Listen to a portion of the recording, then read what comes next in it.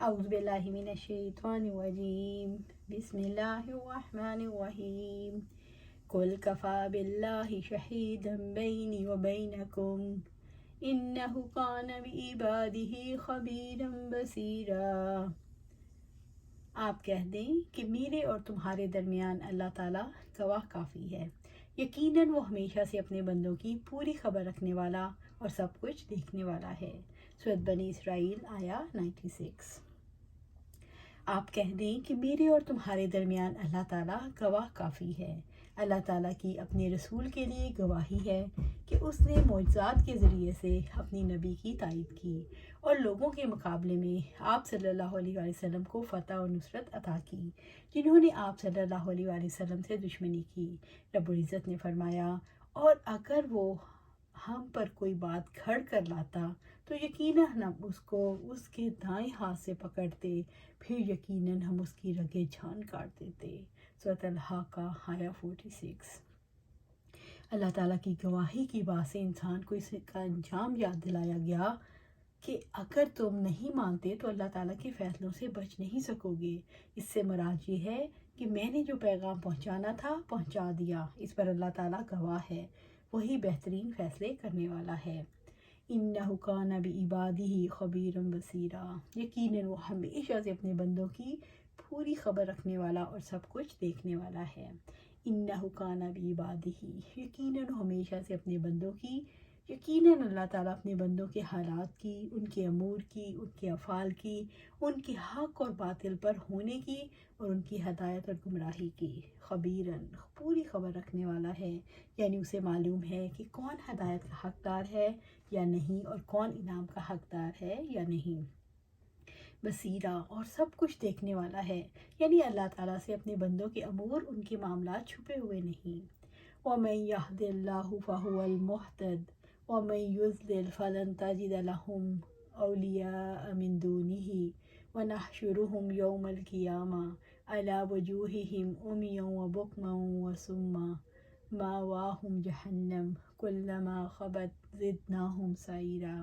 اور جسے اللہ تعالیٰ ہدایت دے تو وہی ہدایت پانے والا ہے، اور جسے وہ گمراہ کرتا ہے تو آپ اللہ تعالیٰ کے سوا ان کا کوئی سرپرست ہرگز نہیں پائیں گے، اور ہم قیامت کے دن انہیں ان کے چہروں کے بل اندھا گونگا اور بہرا اٹھائیں گے۔ ان کا ٹھکانہ جہنم ہے، جب کبھی وہ بجھنے لگے گی تو ان کے بھڑکنے کو ہم اور زیادہ کر دیں گے۔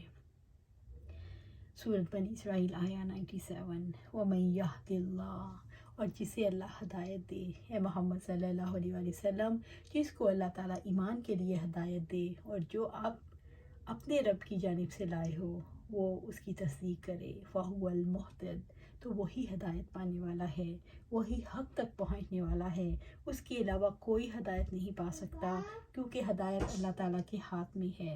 وَمَن يُضْلِلْ، اور جسے وہ گمراہ کرتا ہے، جس کو اللہ تعالیٰ حق سے گمراہ کر دے اور پھر اسے اللہ تعالیٰ پر ایمان لانے اور اس کے رسول کی تصدیق کرنے کی توفیق نہ ملے، فَلَن تَجِدَ لَهُمْ أَوْلِيَاءَ مِن دُونِهِ، تو آپ اللہ تعالیٰ کے سوا ان کا کوئی سرپرست ہرگز نہیں پائیں گے۔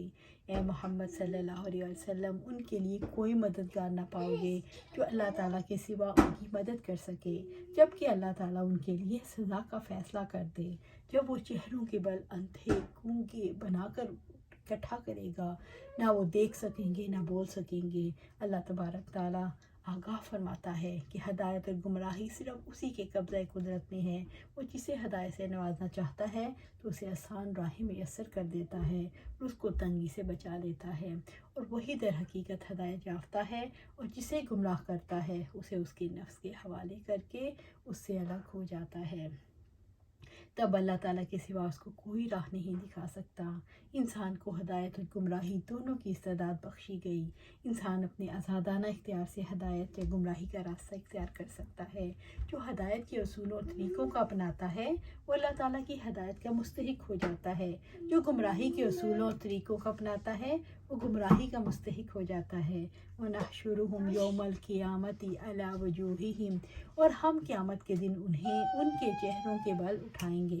مشرک جب قیامت کے دن اپنی قبروں سے منہ کے بل اٹھائے جائیں گے، جس دن وہ منہ کے بل आग में घसीटे जाएंगे। सूरह अल-क़मर 48। अनस बिन मालिक रज़ी अल्लाह ताला ने बयान किया कि एक साहब ने पूछा, ए अल्लाह के नबी, काफिर को क़यामत के दिन उसके चेहरों के बल किस तरह चलाया जाएगा? आप सल्लल्लाहु अलैहि वसल्लम ने फरमाया, अल्लाह ताला जिसने इस दुनिया में 2 पाँव पर चलाया है, इस पर कादिर है कि क़यामत के दिन उसको उसके चेहरे के बल चला दे। हमारे रब की इज़्ज़त की कसम यूँ ही होगा। उमियों व बुकमों व सुम्मा, अंधा, गूंगा और बहरा। जिस तरह लोग दुनिया में हक के मामले में गूंगे, बहरे और अंधे बनते हैं, बदले के तौर पे क़यामत के दिन भी ऐसे ही उठाए जाएंगे। अबू ज़र रज़ी अल्लाह ताला अन्हु ने खड़े होकर फरमाया, ए बनी गफ़ार कबीले के लोगों, सच कहो और कस्में ना खाओ। सादिक व मसदूक पैगम्बर ने मुझे यह हदीस सुनाई है कि लोग 3 किस्म के बिना बनाकर हशर में लाए जाएंगे। एक फौज तो खाने पीने और पहनने ओढ़ने वाली होगी, और एक चलने और दौड़ने वाली, और एक वो जिन्हें फरिश्ते ऊँधे मुँह घसीट कर सामने जमा करेंगे। लोगों ने कहा, 2 किस्में तो समझ आ गई, लेकिन ये चलने और दौड़ने वाले समझ नहीं आए। आपने फरमाया, सवारियों पर आफत आएगी, यहाँ तक कि एक इंसान हरा भरा बाग देकर पालान वाली ऊँटनी खरीदना चाहे लेकिन मिल ना सके। ये उस वक्त नाबीना होंगे, बेज़बान होंगे, कुछ भी ना कह सकेंगे, गर्ज मुख्तलिफ हाल होंगे, और गुनाहों की शामत में गुनाहों के मुताबिक गिरफ़्तार किए जाएंगे। दुनिया में हक से अंधे, बहरे और गूंगे बने रहे, आज सख्त एहतियाज वाले दिन सचमुच अंधे, बहरे और गूंगे बनाए गए। मावाहुम जहन्नम, उनका ठिकाना जहन्नम है, यानी उनका घर, उनकी जाए करार जहन्नम, जहाँ हर किस्म का अजाब है।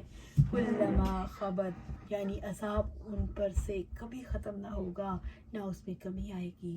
ज़िदनाहुम साइरा, उनके भड़कने को हम और ज़्यादा कर देंगे। जब कभी जहन्नम के शोले मदहम पड़ेंगे, उन्हें और भड़का दिया जाएगा। अब सज़ा भुगतो, तुम्हारे लिए अजाब के सिवा किसी और चीज़ का इजाफ़ा नहीं किया जाएगा। ज़ालिका जज़ाहुम बिअन्नहुम कफ़रू बिआयातिना व क़ालू अइज़ा कुन्ना इज़ामन व रुफ़ाता अइन्ना लिमबअसूना ख़ल्क़न जदीदा। ये उनका बदला है क्योंकि उन्होंने यकीनन हमारी आयात का इनकार किया, और उन्होंने कहा कि क्या ये हमारी हड्डियाँ और रेज़ा रेज़ा हो जाएंगी, तो क्या वाक़तन हम ज़रूर नई पैदाश में उठाए जाने वाले हैं। सूरह बनी इसराइल आया 98। ज़ालिका जज़ाहुम बिअन्नहुम कफ़रू बिआयातिना, ये उनका बदला है क्योंकि उन्होंने यकीनन हमारी आयत का इनकार किया। ऊँधे मुँह हशर की सज़ा इस वजह से होगी, उन्होंने बासे बादल मौत का इनकार किया और कहा कि जब हम मर जाएंगे, हड्डियाँ और रेज़ा रेज़ा हो जाएंगे, तो ये दोबारा उठाकर खड़ा किया जाएगा। अल्लाह ताला की नाज़िल करदा आयत की तस्दीक नहीं की, कायनात की निशानियों पर गौर व फिक्र नहीं किया। क़ालू अइज़ा कुन्ना इज़ामन व रुफ़ाता अइन्ना लिमबअसूना ख़ल्क़न जदीदा। उनकी इस इबरतनाक अज़ाब की दूसरी वजह यह है कि वो मौत के बाद की ज़िंदगी के दलाइल नहीं मानते थे। वो कहा करते थे कि जब हम सीधा हड्डियाँ हो जाएंगे, तो क्या हम दोबारा ज़िंदगी मिलेगी। इस एतराज़ का अल्लाह ताला ने क्या जवाब दिया कि जब हम मरकर हड्डियाँ मिट्टी में मिल जाएंगे, तो दोबारा कौन ज़िंदा करेगा। वो ज़ात जिसने पहली मर्तबा पैदा किया, वही ज़ात दोबारा पैदा करेगी। तो जल्द ही वो कहेंगे कि कौन है जो हमें दोबारा पैदा करेगा। आप कह दें, वही ज़ात जिसने तुम्हें पहली बार पैदा किया। तो जल्द ही वो आपके सामने ताज्जुब से सर हिलाएंगे और कहेंगे, तो ये कब होगा। आप कह दें, उम्मीद है कि वो करीब हो। सूरह बनी इसराइल आया 51। मरने के बाद दोबारा ज़िंदा कैसे किया जाएगा, इस बात का रब्बुल इज़्ज़त ने क्या जवाब दिया। अदमे वजूद से इंसान को वजूद में लाने वाली ज़ात इसे दोबारा पैदा करेगी।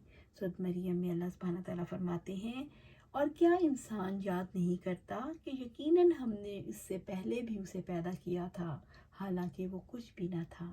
सूरह मरियम आया 67। अवलम यरौ अन्नल्लाह अल्लज़ी ख़लक़स समावाति वल अर्द क़ादिरुन अला अन यख़्लुक़ा मिस्लहुम वजअल लहुम अजलन ला रैब फ़ीह फ़अबा ज़ालिमून इल्ला कफ़ूरा। और क्या उन लोगों ने नहीं देखा कि यकीनन जिस अल्लाह ताला ने आसमानों और ज़मीन को पैदा किया है, वो इस पर कादिर है कि उन जैसों को पैदा करे, اور اس نے ان کے لیے ایک وقت مقرر کیا ہے جس میں کوئی شک نہیں۔ پھر بھی ظالموں نے سوائے کفر کے ہر بات کا انکار کیا۔ سورۃ بنی اسرائیل آیا 99۔ اولم یروا ان اللہ الذی خلق السماوات والارض، اور کیا ان لوگوں نے نہیں دیکھا کہ یقیناً جس اللہ تعالیٰ نے آسمانوں اور زمین کو پیدا کیا ہے، یعنی آسمانوں اور زمین کی تخلیق انسانوں کی پیدائش سے زیادہ مشکل کام ہے۔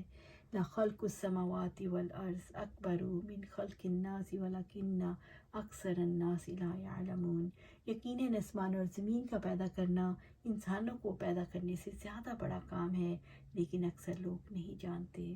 سورۃ غافر آیا 57۔ قادر علی ان یخلق مثلہم، وہ اس پر قادر ہے ان جیسوں کو پیدا کرے۔ اللہ تعالیٰ نے فرمایا جس اللہ تعالیٰ نے آسمان اور زمین کو پیدا کیا وہ ان جیسوں کی پیدائش پر قدرت رکھتا ہے۔ اللہ تعالیٰ نے یہ دلیل دی ہے کہ آسمان اور زمین کے مقابلے میں انسان کی تخلیق آسان ہے۔ وَجَعَلَ لَهُمْ أَجَلًا لَا رَيْبَ فِيهِ، اور اس نے ان کے لیے ایک وقت مقرر کیا ہے جس میں کوئی شک نہیں۔ اگر اللہ تعالیٰ چاہے تو اس گھڑی کو اچانک لے آئے اور ہم اسے ایک گنی ہوئی مدت کے لیے ہی مؤخر کر رہے ہیں۔ سورۃ ہود آیا 104۔ وَآبَ الظَّالِمُونَ إِلَّا كَفُورًا، پھر بھی ظالموں نے سوائے کفر کے ہر بات کا انکار کیا، اور اس بات کے باوجود کہ اللہ تعالیٰ نے زندگی بعد موت پر دلائل اور براہین قائم کر دیے۔ وَآبَ الظَّالِمُونَ إِلَّا كَفُورًا، ظلم کرتے اور افتراء کرتے ہوئے لوگ بعث بعد الموت کا انکار اس لیے کرتے ہیں کہ وہ ظالم ہیں، حقیقت کو نہیں مانتے، وہ انکار کر کے ظلم کرتے ہیں۔ انسان ہٹ دھرمی کی وجہ سے دلائل کو نہیں مانتا۔ قُل لَوْ أَنْتُمْ تَمْلِكُونَ خَزَائِنَ رَحْمَتِ رَبِّي إِذًا لَّأَمْسَكْتُمْ خَشْيَةَ الْإِنفَاقِ وَكَانَ الْإِنسَانُ قَتُورًا۔ آپ کہتے ہیں اگر تم میرے رب کی رحمت کے خزانوں کے مالک ہوتے تب خرچ ہو جانے کے ڈر سے تم انہیں ضرور روکے رکھتے، اور انسان بڑا ہی بخیل ہے۔ سورۃ بنی اسرائیل آیا 100۔ قُل لَوْ أَنْتُمْ تَمْلِكُونَ خَزَائِنَ رَحْمَتِ رَبِّي، آپ کہتے ہیں اگر تم میرے رب کی رحمت کے خزانوں کے مالک ہوتے، یعنی وہ خزانے جو کبھی ختم نہ ہوتے، نہ خالی ہوتے، إِذًا لَّأَمْسَكْتُمْ خَشْيَةَ الْإِنفَاقِ، تب خرچ ہو جانے کے ڈر سے تم انہیں ضرور روکے رکھتے۔ یعنی اگر اللہ تعالیٰ کے خزانے آپ کے قبضے میں آ جائیں تو آپ خرچ ہونے کے ڈر سے انہیں روک لو، حالانکہ وہ ختم نہیں ہو سکتے۔ حقیقت یہ ہے کہ انسان تنگ دل ہے، بخل اور کنجوسی اس کی جبلت میں رکھ دی گئی۔ رب العزت نے فرمایا یا ان کے لیے حکومت میں کوئی حصہ ہے تب وہ لوگوں کو کھجور کی گٹی کے شگاف برابر بھی نہ دیں۔ سورۃ النساء آیا 53۔ آپ صلی اللہ علیہ وسلم نے فرمایا اللہ تعالیٰ کا ہاتھ بھرا ہوا ہے، اسے کوئی خرچ کم نہیں کرتا جو دن رات وہ کرتا رہتا ہے۔ کیا تمہیں معلوم ہے جب سے زمین اور آسمان کو اس نے پیدا کیا ہے کتنا خرچ کر دیا ہے؟ اس سارے خرچ نے اس میں کوئی کمی نہیں کی جو اس کے ہاتھ میں ہے، اور اس کا عرش پانی پر تھا، اور اس کے دوسرے ہاتھ میں ترازو ہے جسے وہ اٹھاتا اور جھکاتا ہے۔ وَقَانَ الْإِنسَانُ قَتُورًا، اور انسان بڑا ہی بخیل ہے، یعنی انسان تنگ دل ہے۔ انسان تنگ دل ہے اس لیے خوف زدہ ہوتا ہے، انسان بخیل ہے اس لیے ختم ہو جانے کے خوف سے تنگ دل ہو جاتا ہے۔ انسان کو بخل اور کنجوسی کی وجہ سے اللہ تعالیٰ کی رحمت میں کمی نظر آتی ہے۔ اللہ سبحانہ تعالیٰ سے دعا ہے کہ ہم قرآن و سنت کے مطابق اپنی زندگیاں گزاریں، اپنی زندگیوں میں دین کو قائم کریں، اور یہ کب قائم ہوگا جب ہماری زندگیاں قرآن و سنت کے مطابق گزریں گی، ہم اس کو پڑھیں، پڑھائیں، سمجھائیں اور آگے پھیلائیں۔ اللہ سبحانہ تعالیٰ ہمیں قرآن و سنت پر عمل کرنے کی توفیق دے اور اس پر استقامت عطا فرمائے۔ آمین یا رب العالمین۔